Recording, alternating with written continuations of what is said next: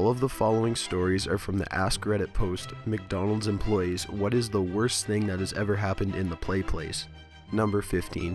It started as a fairly average Monday morning. A couple of kids got into a small fight, but we usually don't step in unless it's anything serious. Anyway, it's getting kinda late and I only had an hour left. Two kids got into a pretty big argument, lots of hair pulling, pushing, etc. I was feeling pretty tired that day, probably still hungover from the night before. Didn't really bother to do anything because it looked like their parents had noticed anyway. One of the kids was fairly older than the other one, and the mother of the younger kid was pretty pissed off that her kid was being bullied. The mother of the older kid was your typical lazy parent who doesn't give a shit about what their child is up to, and insisted it wasn't her problem. Now the mother of the younger kid looked extremely pissed off before they had even began to talk. I could visibly see her face growing redder and redder as each second passed. She told the other mom that she should bother to raise her kid properly, and said that her daughter should give her child an apology. The mother just shrugged it off and turned away. Apparently the mother of the younger girl didn't like that, because within seconds she grabbed her by the hair and slammed her face into one of the plastic slides. The rest of the kids simply watched in horror as the mother proceeds to push the woman headfirst into the ball pit while desperately trying to kick her in the head. The last thing I saw, she jumped up and tried to elbow drop her pro wrestling style. Quickly got my manager, who called the police. The mother was thrown into the police car, and I'm pretty sure they had to get an ambulance for the other woman. Needless to say, the PlayPlace closed early that day. They didn't reopen it for almost a week. Number 14. I worked at McD's in the late 90s, and we had around a 400 or 500 pound woman try to get into the PlayPlace. She got in and up to the middle level of the 3-level play tower and got stuck in a tube. We had to call 911, who had to get a crane and unbolt the tube and lift her and the tube out, then cut the tube off of her. She looked like a pig stuffed into a giant yellow straw. Our PlayPlace was out of order for 4 months while we waited for replacement parts. I couldn't believe that she thought it was a good idea anyway. The whole tube was bowing while she was stuck in there for almost 4 hours. The fire department used a ladder on the ladder truck to brace the tube because they were afraid it was gonna break, sending her crashing to the floor 15 or so feet below her. Number 13. I'm not an employee, but my aunt got stuck in the spiral slide once. Yeah, my aunt. She was like 40 at the time. I'm not really sure why she decided to go down the slide, but she did, and she didn't fit. They had to shut the PlayPlace down and call someone to pull her out. Number 12. I was a teenager, assumed 17 because I did reckless and stupid shit all the time when I was that age. Never anything really sinister though. Anyways, I was eating at the McDonald's off the 5 freeway in Carlsbad back when it still had a PlayPlace. There was hardly anyone at that location at the time, and I had a group of friends that needed impressing, of course. The plan didn't come together until I was collecting our trash on our tray. The trash went into the bin, but the tray stayed with me. I ran into the PlayPlace squealing with excitement, my friends shouting questions at me as I disappeared into the structure. I'd like to point out that I was fully sized, so trying to touch as little as possible was difficult. The entire kiddie mansion smelled of piss.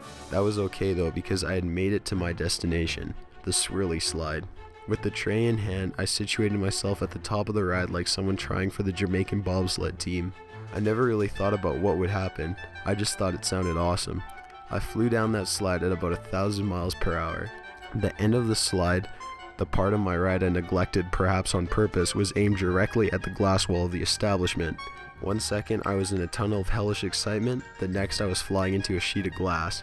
No, it didn't break, but I knocked myself out, and the window was fucked. It didn't shatter, but definitely needed repairs.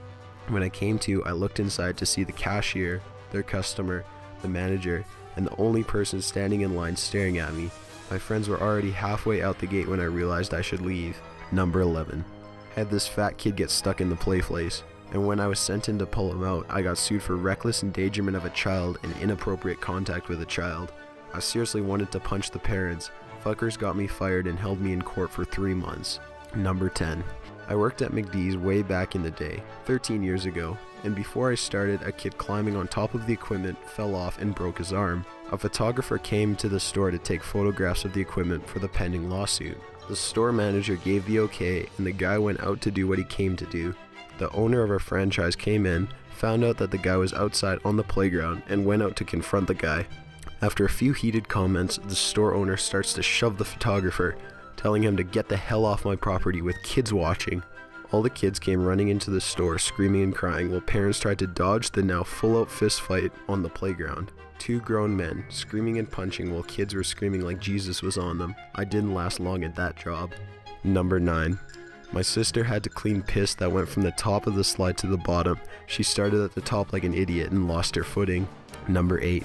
There was a kid's birthday party and they were having a group photo taken in front of the PlayPlace. At my brother's suggestion, I went to the top of the PlayPlace and photobombed their photos by pushing my ass against the porthole. One of the parents had those instant print cameras and the kids were crowding around looking at it. I sneaked a peek to check out my photobomb and my ass turned out majestic. I still like to think that the photo is framed somewhere to this day on someone's mantelpiece. Number 7. I worked at McDonald's 6 or 7 years ago, and once a child pissed at the top of the PlayPlace. The stairs are split level the whole way down, so it became a cascading waterfall of urine. This is where things start to get weird. McDonald's is an equal opportunity employer, and we had hired a mentally handicapped lady to clean the dining area. She was the first employee alerted to the situation by one of the children. This mentally handicapped lady immediately scolded the child and told him to clean it up and gave him a bar towel. This child did exactly what he was told and began crying as he became drenched with piss. He ran out of the PlayPlace and explained to his mother what had transpired. The mother, furious, stormed to the counter to demand a manager. She was ready to sue McDonald's and settle out of court for a large undisclosed amount. The cleaning lady was dismissed. I should also mention that yours truly had to clean the PlayPlace in the end. Fuck. Number 6. Some little kid shit in the twisty slide, but it was in the middle of the slide, so the kids at the top couldn't see it.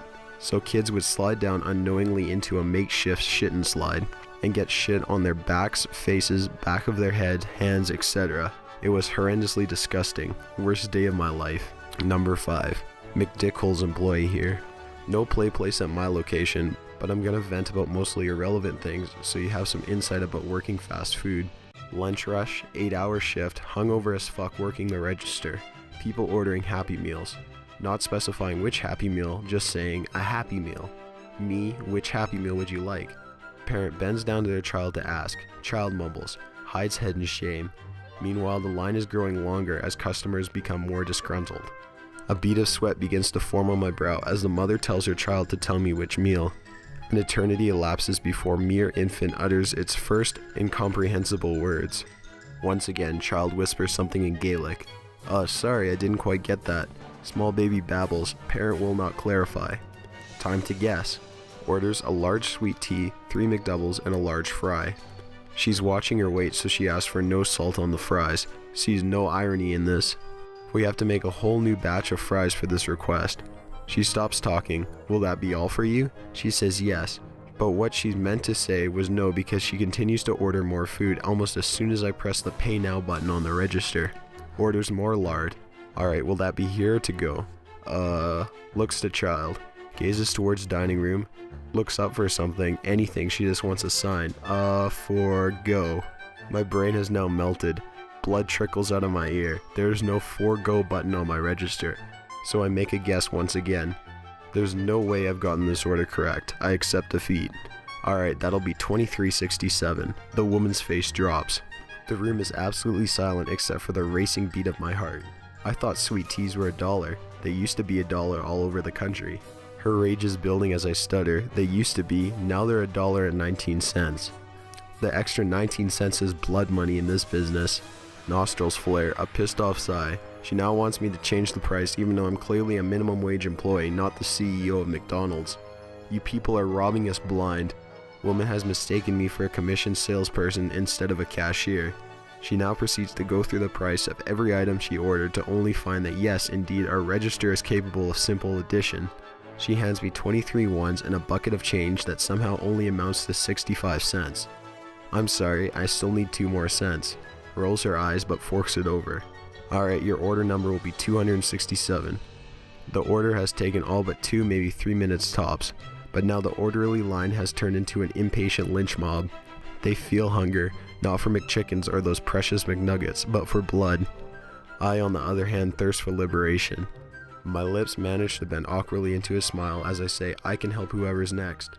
A large man walks over and says, "Are you guys still serving breakfast?" I respond saying it's 2 p.m. Alright then, I'll just have a shamrock shake. It's December. Number 4. Some kid climbed all the way to the top of the slide and took his goddamn pants off and slid down the slide. Problem is, he shat the whole way down. There was a fucking trail of shit spanning the entire second half of the slide. We only found out because some other fucking kid slid down that slide and came out covered in chunky liquid shit and began crying uncontrollably. Number 3. Kid vomited and proceeded to pick up fistfuls of chunks and throw them at other children, who then vomited. We closed the PlayPlace for like 2 weeks to have the whole thing heavy duty cleaned and sterilized by a hire out company.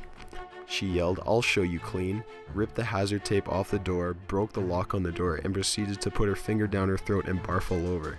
That was right before I quit. The last thing I heard, she was trying to sue our owner, stating that the chemicals in the PlayPlace, which she broke into, made her sick and she was hospitalized. Number 2. I will now tell the story of the best thing I ever saw in Playland. This was at Burger King, not McDonald's. In the South, these things are simply called Playland. A few years ago, me and my kids were eating at Burger King, and of course we had to eat in Playland because kids. Burger King had at this time installed talking garbage cans in there. This was probably intended as a way to get kids to throw out their own trash so employees wouldn't have to do it so much. Whoever designed those things knew nothing about children. Pushing your garbage in past that spring-loaded flap, which says thank you on it. The trash can would say thanks for the garbage or something like that. You know, things a talking trash can would say. Any parent could tell you what would happen next. Children know that trash cans cannot actually speak, so each successful child, having been congratulated by the trash can, would do the obvious thing and put his head inside the trash can to see who's in there. Then the spring-loaded thank you flap would swing shut and grab the children by the neck in a manner of a squirrel trap.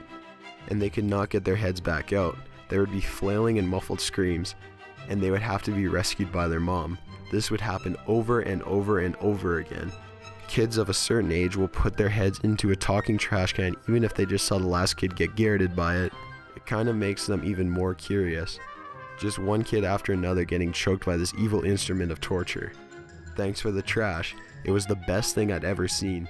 Kids leave, new kids take their place, new victims for the magic trash can. I never got tired of it. Next time we went to Burger King, they weren't there anymore, but I hope someday they will come back for another try. Number 1. So my brother and I, about 12 and 10 respectively, scarfed down our meals and started exploring the play area. Now this wasn't your average play place. It was huge, and they had these weird child-sized, hardish stuffed animals attached to the floor with Velcro. I didn't know who came up with them or how they were meant to be played with, but they resembled a harder, lighter punching bag in texture. Back to the story though. Our stepmom sat below finishing her food while she glanced upwards every now and then to make sure we were okay. My brother and I soon parted ways in the massive structure. Sometime later, a random kid and I squeezed past each other while crossing paths in one of the tubes. As soon as we were clear, he glared back at me and growled, "Touch me again and I'll slit your fucking throat." Now this child couldn't have been any older than me, so you can understand my shock at hearing this uttered by a child that was no older than 10. As if he had a weapon. He was gone before I could process what he said, and I didn't retort. Oh well, back to playing. I guess some kids are just crazy. Sometime later, my brother and I met at the top of the spiral slide. Being that he got there before me, he went down first. As I'm sliding down the spiral, I hear an argument unfolding below. As I emerge from the bottom of the play place, the scene becomes clear. Psycho Kid was all up in my brother's face, screaming unintelligible threats. I guess the little shit took his time getting off the slide and my brother slid right into him. The kid is getting more and more aggressive, screaming louder and getting physical, shoving my brother's chest like the little bitch thugs always do when they're trying to intimidate. My brother, who, I'll point out, is a head taller than this fucking delinquent, is keeping his cool and trying to tell the shit to fuck off. The kid's dad is nearby, and get this, the hick-ass greaseball mumbles, "You tell him, Jimmy," in between mouthfuls of burgers. A couple things went through my head before I acted. The kid's unfortunate excuse for a father couldn't care less if the world ended tomorrow. My brother can't as well beat this younger asshole without some chance of repercussions. My approaching stepmom is a good 5-10 seconds away on the other side of the play area, and I need to reassert my dominance over this hillbilly spawn. Whose best experience with violence probably comes from WCW or the WWE. He didn't see me coming. I ripped a nearby giant duck from its Velcro binding and brandished it by the tail, charging towards this violent little brat. I don't even think he turned around at all. The first blow hit him square in the back with all my weight behind it. He tumbled onto the floor in front of my brother, gasping for air. I guess I knocked the wind out of him, but I wasn't finished. "Slit my fucking throat, will you?" I shouted with every swing. He was crying for his daddy, but by that time my stepmom had already dragged us away. She was about to end the trip early before we explained the situation. In the end, she decides not to punish me, gives a heavy sigh, and chalked it up to another case of small town madness. Got an idea for a top 15 list? Be sure to leave it in the comments below. Be sure to subscribe for future videos. Thanks for watching.